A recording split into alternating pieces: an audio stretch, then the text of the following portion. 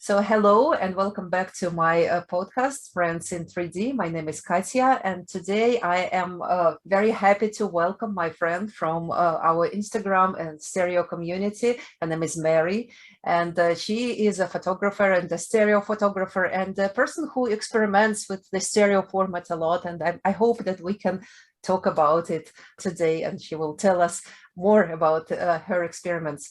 So, hello, Mary, and thank you so much for Hello, joining me. everyone. Thanks for asking me, Katya. This is a wonderful idea in the stereo community. So very happy to be part of this project. And congratulations again, and thanks for having me. Yes, wonderful. I'm also very happy to have you here. So the first question I ask everyone is if you could tell me a couple of words about yourself, if that's okay. What do you like? What are your interests? So a couple of words about me. My name is Mary, as Katya said. I'm 25 years old and I live in Sardinia, which is the big island in the middle of the Mediterranean Sea. I've studied languages. I speak most of the time English and Italian because of Zoom meetings and stuff. And I also studied French and a little bit of German, but I'm not very good at talking to someone who comes from Germany.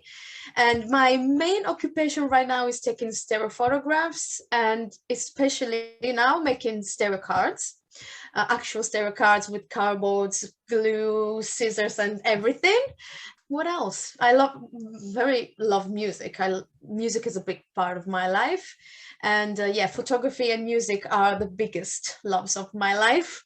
And yeah, I think that's it. Yeah, well, thank you so Not much much. about Yeah, me. yeah. I also know a little bit of French and a little bit of German. I don't know it. I don't speak Italian, unfortunately, even though I had Latin when I was like doing my Yeah, Latin undergrad is very, degree. very difficult. Yeah, yeah. But I can recognize some roots sometimes when I can read actually something in Italian because I know a little bit of French and I studied Latin. So I guess because of that, it's Yeah, yeah. we all have the same Latin root. So some words in English are very close to Italian or German. So yeah, Mhm. it's an international language. Yes, yes, it is. So, how did you come to to stereoscopy? What was your journey? What was the moment when you decided, that I want to try I it out? still remember the moment that when I thought about that, because I have to blame only one person, that is Dr. Brian May, and his wonderful Queen in 3D book. My first approach to 3D was the usual that almost every kid in their life had, that is viewmasters, or the anaglyph on kids books, like with glasses. But the actual stereoscopy factory came from the Queen in 3D book. And I got it for my birthday. It was a self birthday present, and I bought this book because I always loved Queen and their music. And after the movie, I decided to go into their personality and look inside, the solo careers as well, because I didn't know they even did solo stuff. So yeah, after the movie, I started getting interested in Queen as every member. And when I knew that there was this Queen in 3D book thing, I said, oh my god, I have to get it. So I got it for my birthday, and scrolling through the pages and watching the stereo photos with the owl, I was totally astonished by the beauty of 3D, actual 3D, because stereoscopy is even more beautiful than photography and in general. And when reading the book, Brian explained how to take the stereo photographs, and even on Instagram, I was following him on Instagram, and he was always telling people, okay, try taking stereo pictures, it's very easy, you have to do cha-cha. I thought, okay, let's try and take a stereo picture. And I remember my very first stereo picture was probably of a mug with some sort of dessert in that. It was a Saturday night out with my friends. I said, okay, let's try this thing. And then I grabbed my phone and said, ting. And I was, the parallel free view came to my life a little bit after, because it was very hard to me to understand how to actual focus on with the eyes. So my favorite free view method is cross-eyed. So I tried and said, okay, I can free view in parallel, so let's try swapping the pictures, so left to right and right and left. And I learned how to free view in cross-eyed, and I thought, oh my god, yes, I can do them. So they were pretty rough. The first stereo pictures I took, they were not very aligned, and the stereo window was a bit wonky. But after learning, I'm still learning about the stereo window and how to frame a certain picture and how to move the phone, because I don't have a stereo camera, so all my photos are sequentially taken. So how to do the exact distance moving between the two shots.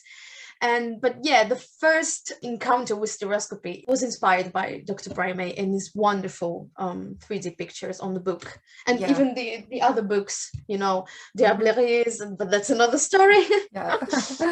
Yeah, it's such a, I think it's such an important book, and I don't think I'm sometimes I'm wondering if he had this in mind, not just to show off his own stereos, but to, you know, bring more people to stereo world, because sometimes I'm wondering how many of us came to stereoscopy through Queen and 3D, because it was, you know, almost this absolutely the same as you know, as your story. It's it was a little bit before Bohemian Rhapsody came out, so by that time I was already very actively listening to them, and I was following him on Instagram. But I remember when I opened it and I looked into this, I said, wow. And it just immediately reminded me of my stereo, you know, my stereo slides that I had as a kid. But also, you know, it's really felt like plunging into this past. So I will never imagine I could ever take 3D things, because 3D to me was like a thing for the most clever guys in the world, that something that I could never reach. But instead it's our reality. We see in 3D, as Brian always says, we see in 3D. So 3D is our reality, and we could do it by doing photographs with stereo photographs. And I wouldn't never imagined we could do it every day of our lives. So yeah, it's a great invention that Victorians, they were so clever. Yes, absolutely. And I think for me, it was also, it seemed almost like some kind of a superpower, you know, to take stereo pictures. And when I watched his one of his videos on his channel, where he actually explained how to do, just showed it. And I thought, wow, no, I could never do it. But of course, then I tried and I tried and I tried and I tried. And my first stereos were just awful. They were flat, but I think it's everyone starting point, making not very good stereos, but then you improve by doing them every day and training your eyes to such free view methods. And yeah, it's amazing. yes, absolutely. Well, first you were just, you know, probably taking, just like all of us, taking pictures of the places where you live and, you know, the flowers, the trees and so on. But then you started your own stereo projects, and I'm very interested to hear more about them, your, you know, like Victorian styles photos, and maybe Diablerie, if you want to share it. So it would be great to hear it, especially, you know, just like printing the physical stereo cards, because that's something I never done, and it would be great to hear it from the person who actually knows how to do it. So I start with the first time that I did virtual stereo card. I was just fiddling around with Stereophotomaker. You know, there's a tool that allows you to make stereo cards, and I've always been fascinated with the Victorian stereo cards from books.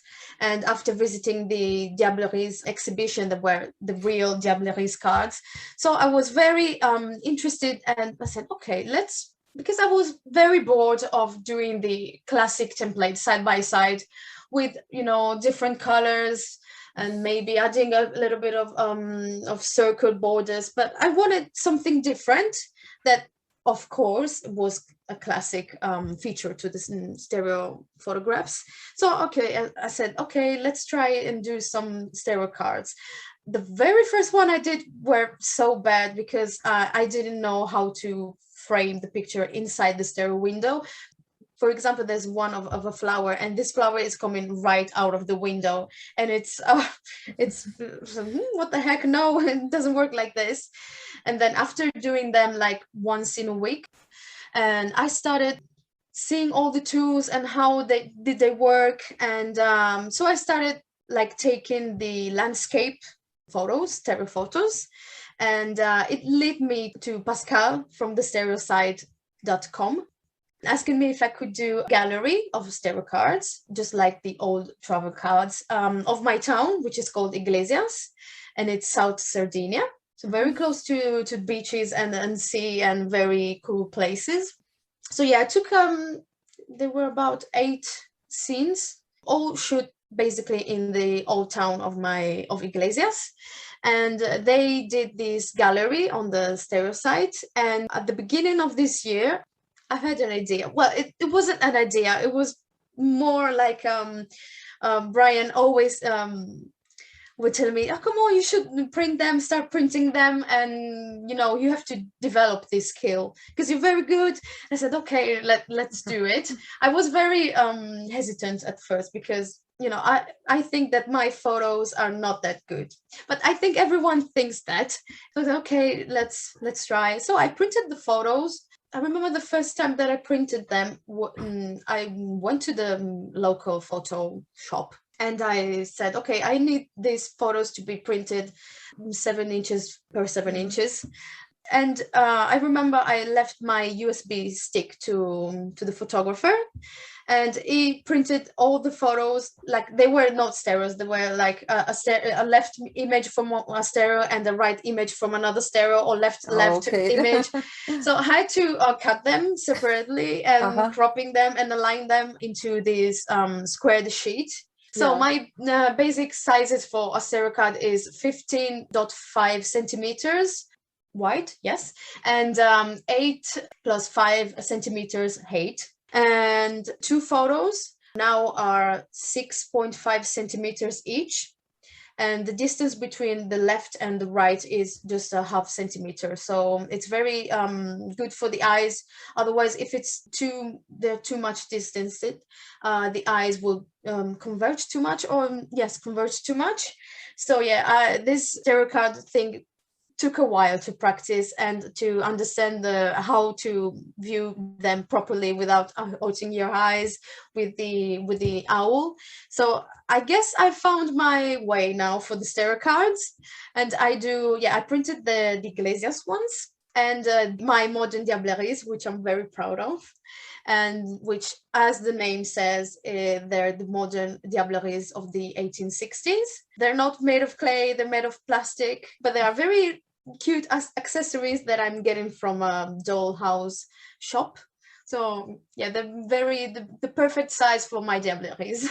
Oh, well, that's very cool. So you direct these scenes by yourself, you place them and then you take pictures of them. Yes. Yeah, you know, the whole scene of one of my Diableries is very small because the skeletons are like 10 centimeters tall. So they're very small and they're not very easy to work with because they're made of plastic and they don't that malleable, right? Is the right term?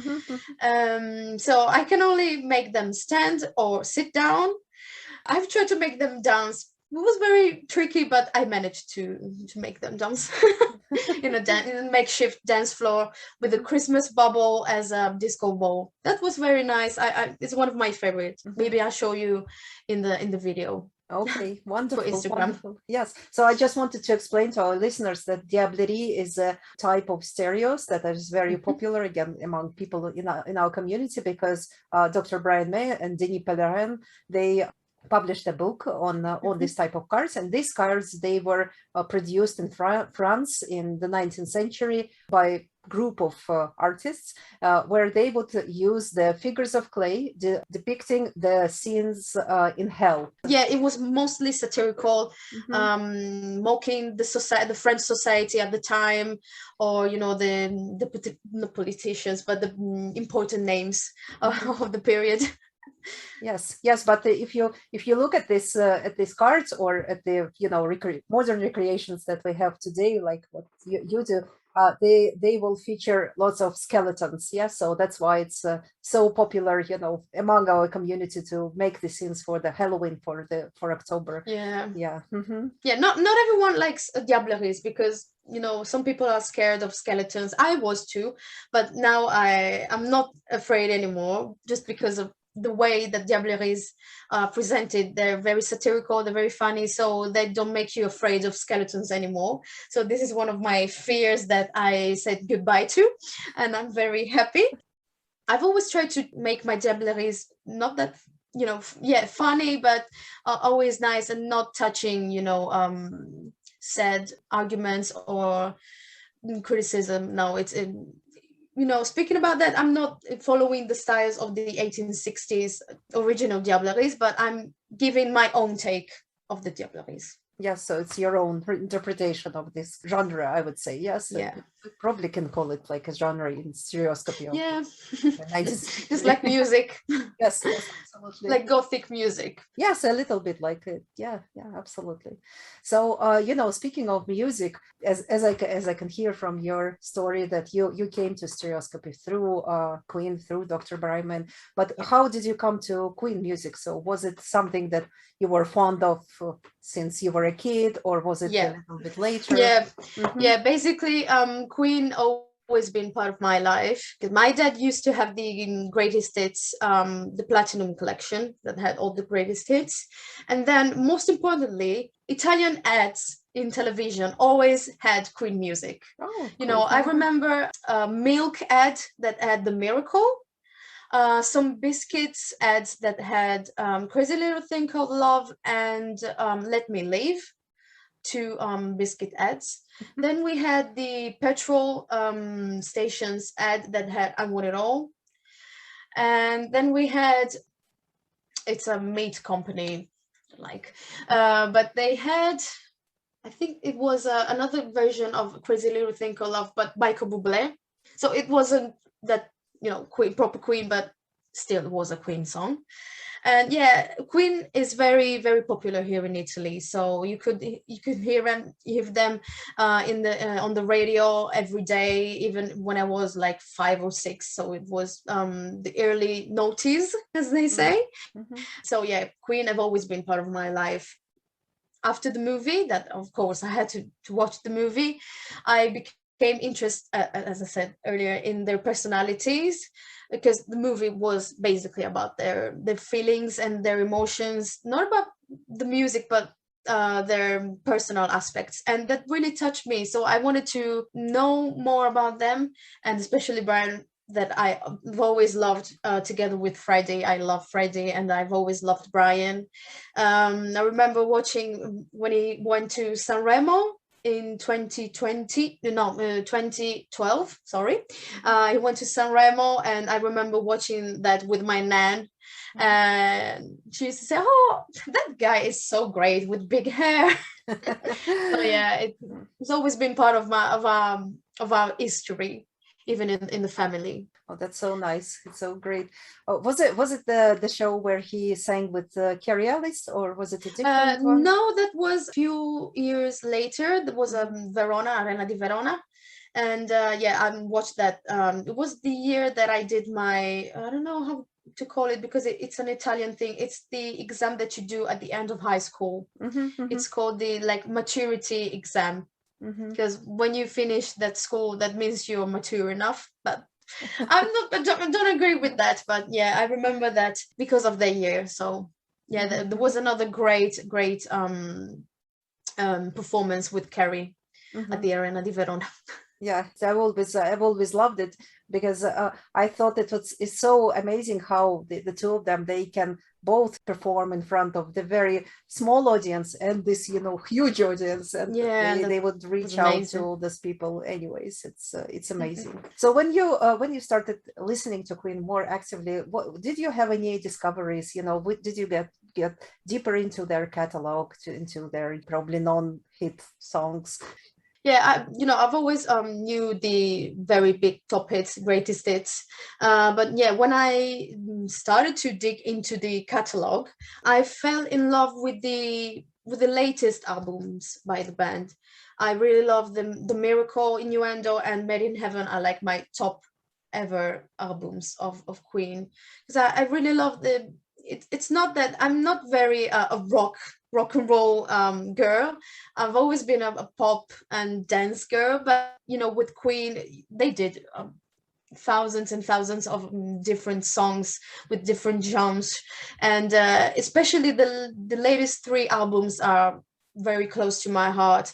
And by doing this, I've discovered that Brian and Roger did some solo stuff, other Freddie, of course, that I already knew about, like Living on My Own and Mr. Bad Guy, but I didn't know about Brian and Roger.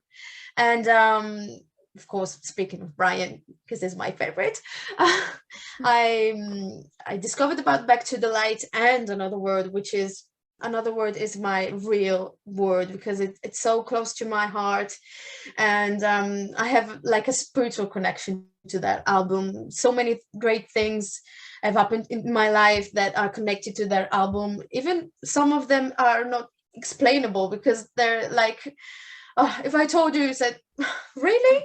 But I'll tell you another time, because it's too long, and we're talking about Stereoscopy today, not Brian's albums. But yeah, I'm very fond of Brian's solo stuff, and I'm very happy that Back to the Light is back to the world, to younger generations, and even our aficionados.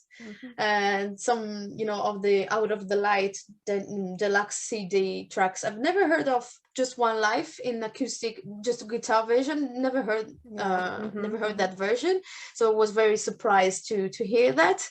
And also the live stuff, because we don't have much material about their the solo tours. Like the Royal Albert Hall, Brian 1908, it's not even online. You don't even see a bootleg.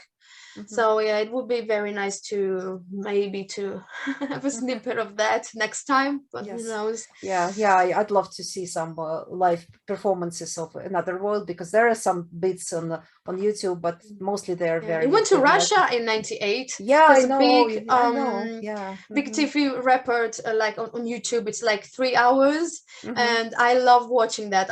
I usually watch it like once a month, because it's so beautiful. Because they show where he went, and the press conference, and you know, the snow falling in Moscow. It's so beautiful. I want to be there. Yeah, I wish I was his fan back then, because I actually 1998 was the last year I lived in Russia. So after that I left, I migrated. But yeah, it's nothing comes on time. Yeah, I wish we had travel machine. Yeah. Oh yes, that's true. Yeah.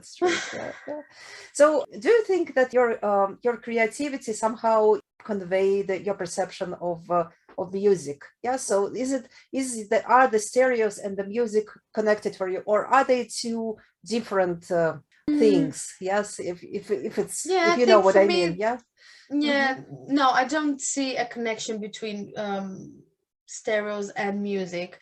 I do listen to music while editing a stereo, because it helps me relaxing and focusing at the same time. And but yeah, I don't see no, I never saw a connection between my stereos and music, unless it's a conversion of maybe some Brian photo. But no, no.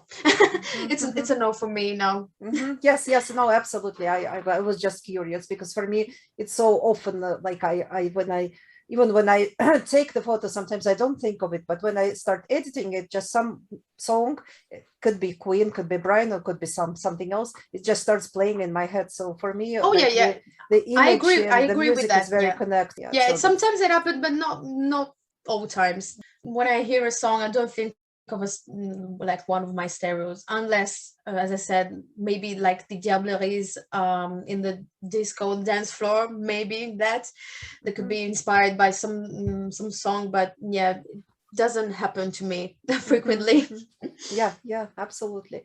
So, as a stereo photographer, what are your dreams? What are you hoping to achieve? Yeah, because again, it's I know it's not an easy question, and I don't know how I would answer this other than you just just learn more, so become Thing better. is that Yeah, I have so many dreams. yeah. I'm like, I have so many dreams. And of course, my biggest and wildest dream would be having a book, maybe, Oh, why with the not? London Maybe, Stereoscopic yeah. Company, of Yes. course, and about my Stereocards, because I'm so proud of what I'm doing. And it's not something that I always say that I'm proud of myself. I don't say it, never. But all this work that I'm doing with Stereocards, and especially now that I'm making them like with paper and photo film, I'm very proud of what I'm learning, and what that my skills I'm improving every time that I'm doing them. So yeah, maybe having a book about them and sharing the stereo word to people that don't know what stereoscopy is my dream, is what I dream of doing in my future life, because I want stereoscopy to be my job. As Victorian photographers, they did that as a job, so I want to do this. I know it's crazy, but achieving something like this might be impossible. But if you really believe in what you do and your dreams, somehow and someday they will become reality. Well, And this is yes, I my agree. mindset. I agree. I think we should all dream big, because I think it's very important when you allow yourself to try something, even with stereoscopy. We all thought it's impossible, but we all started doing it, and we all started posting and sharing it and connecting with other people. And I Mhm. think it's like for me, it wasn't easy as well. I'm mostly very shy person, so it's not easy for me to connect to people that I haven't never seen in my life. But I gradually got into this, and it's so rewarding because I got so many Yeah. friends through Yeah. stereoscopy, including you. And it's Thanks. I'm really very Well, same grateful same for for this. me. Yeah, yeah. One more question I wanted to ask you. Again, that's something I ask everyone. What does it mean to you to be a fan of, because I think it's being a fan of a band is a kind of a special thing. It's not just, just liking some music. Yes, it's something more. And Mm, maybe, I don't know, again, if it's connected to you, what does it mean to be a part of our stereo community? Because I think it's so, again, it's very, very much connected for so many people, at least for all people that I spoke to. yeah. It's like kind of one thing. So, Yeah. about the first part of your question that you said, what does it mean to you, being a fan? I think with Brian, especially with Brian, he's so kind to many people, especially on Instagram. He's always been very active on websites. I saw some articles that he replied to fans like in 1998, during the Another World promo. So he's always been so kind and generous to fans. So this special relationship he has with fans is something that I've never saw anywhere. So it's very special, it's very unique, and you really feel like you're a friend of him, because he always has a good word for your works, or when you support him he always says thanks so much for your support. And this is so one of a kind, because I've never saw like Mick Jagger doing this, but being part of this Queen fandom or Brian fandom is amazing, because you feel so welcome, and your support is really appreciated, and it's not like, "Oh, okay, thanks for your support," like many artists do. So it's really lovely, and that what really kept me getting along with you guys, and making friends with the stereo community, which is growing by the day on Instagram. And I'm so happy to see this. And regarding being in the stereo community, what I can say, I see loads of people every day, a lot of people stereos every day, and I'm seeing that they're improving every day, so that makes me so happy. and getting nice comments from you guys, or the new people saying, oh, I saw your stereos and they're my inspiration, I want to do them like just like you. It's just it fills my heart with joy. So I'm very proud to be part of this community, and I hope you are too, folks, because we're a big family. Yes, absolutely. I agree. And I agree on all points. I agree that, the way Brian communicates with all of us, it's very unique. It's something that I've never seen, and I've been a fan of other rock singers. And yeah, and that being in the community is one of the probably the best things that happened to me in the last Yeah, years. it literally Yeah. changed my life. I have to say that it literally changed my life, because before coming to this community, I had a really boring life. And I was doing the job that I didn't very much like. But since I've started taking stereos and now making stereo cards, I'm having a lot of opportunities that I'm really grateful for. So yeah, it really changed my life, and I'm so happy and grateful. That's wonderful. So thank you so much for talking to Thank you, me. Katya. It's been so interesting and so fascinating to hear your story and your journey. So best of luck with your cards and with all Thank of your you projects. so much. Yes, thank you.